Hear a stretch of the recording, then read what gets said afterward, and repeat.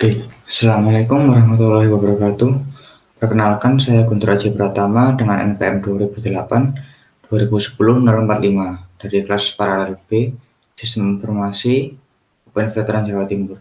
Di sini saya akan membahas tentang semapur di sistem operasi. Sebelum saya masuk ke bagian detailnya, saya akan menjelaskan terlebih dahulu terkait dengan roadmap-nya sendiri. Yang pertama, kita akan membahas mengenai pengertian semapur. Lalu kita akan membahas juga tentang jenis semapur, kegunaan semapur, dan juga yang terakhir kelebihan dan kekurangan semapur. Nah, masuk ke bagian yang pertama, apa itu semapur?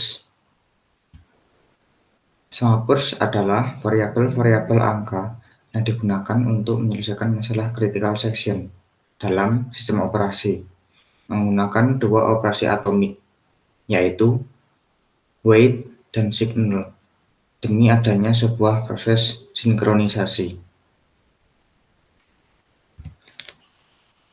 Saat sebuah thread ingin memasuki critical section, maka dia akan memasuki area tersebut.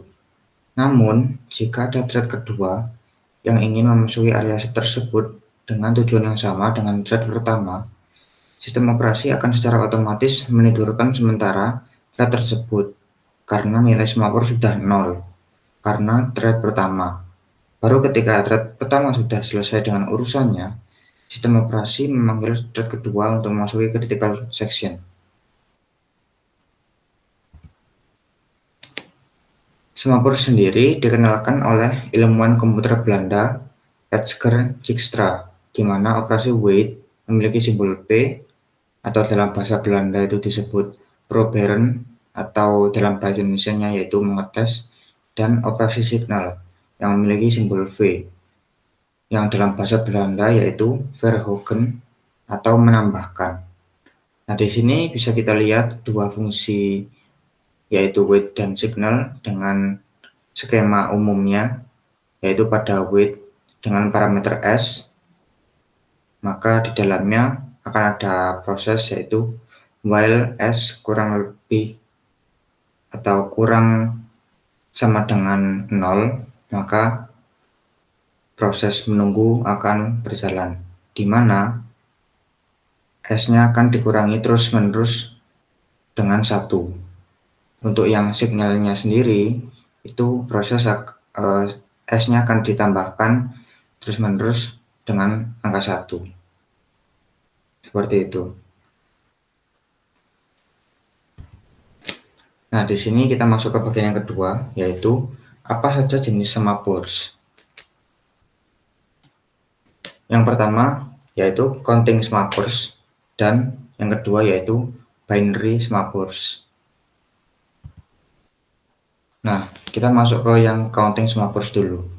Counting semapur memiliki karakter yaitu yang pertama, memiliki domain nilai tak terbatas. Yang kedua, digunakan untuk mengkoordinasikan akses resource, di mana jumlah semapur adalah jumlah resource yang tersedia. Dan yang ketiga, jika resource bertambah, otomatis jumlah semapur bertambah. Dan juga sebaliknya, jika resource berkurang, otomatis jumlah semapur juga akan ikut berkurang. Itu untuk yang counting semapur. Lalu untuk yang binary semapur memiliki karakter yang pertama, mirip seperti counting semapur, hanya saja nilainya terbatas 0 dan 1. Lalu karakter yang kedua dari binary semapur yaitu operasi wait hanya akan bekerja jika nilai semapur sama dengan 1. Karakter yang ketiga yaitu operasi signal hanya akan bekerja jika nilai semapur sama dengan 0. Dan karakter yang keempat, lebih mudah mengimplementasikan binary semapur daripada counting semapur, karena memang dari nilainya sendiri hanya terbatas, kalau tidak 1 ya 2. Sedangkan untuk yang counting semapur, jangkauan nilainya itu tidak terbatas. Akhirnya disimpulkan bahwa binary semapur lebih mudah diimplementasikan daripada counting semapur, seperti itu. Nah, sekarang kita masuk ke bagian yang ketiga, yaitu bagaimana contoh penggunaan semapur. Nah, misalkan kita ingin menyelesaikan masalah synchronization.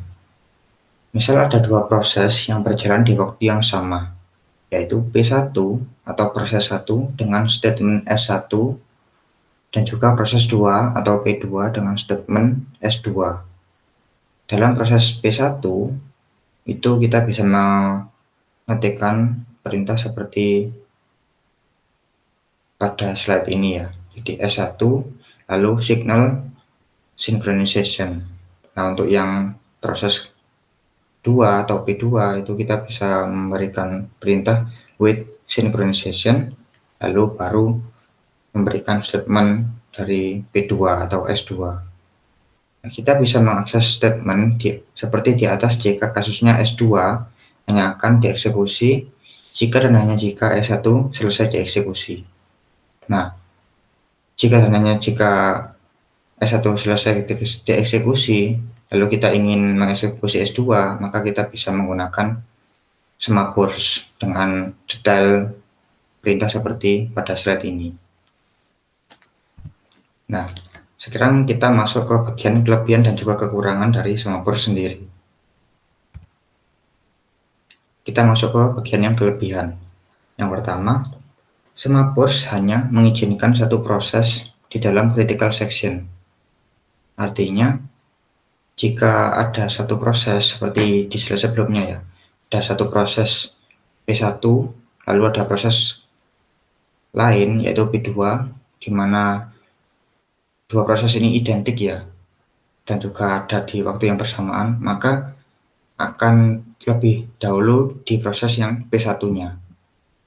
Terlepas dari masalah keidentikan sifat ataupun waktu datangnya proses tersebut dan lain sebagainya, walaupun mereka itu sama persis, tapi tetap hanya akan ada satu proses yang dieksekusi terlebih dahulu.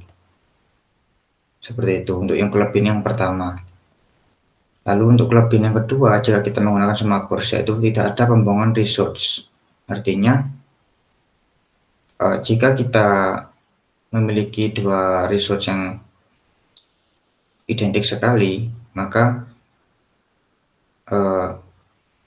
tetap akan mengeksekusi satu proses dan itu secara perintahnya sudah paten seperti itu ya, sehingga tidak perlu dari sistem operasinya sendiri itu menambahkan atau mengeluarkan resource tambahan untuk memproses P2-nya itu agar ini diseleksi apakah dia harus atau masih layak enggak sih masuk ke critical section seperti itu. Jadi enggak perlu susah-susah ya. Seperti itu jika kita menggunakan Semaphore kelebihannya. Nah, di sini kita akan membahas yang kekurangannya sendiri. Yang pertama yaitu Semaphore itu lumayan rumit untuk diimplementasikan. Ya, seperti yang sudah saya bilang di bagian kelebihan tadi ya. Walaupun terkesan perintahnya itu hanya ada wait dan signal, tapi ternyata pada implementasinya tidak semudah itu.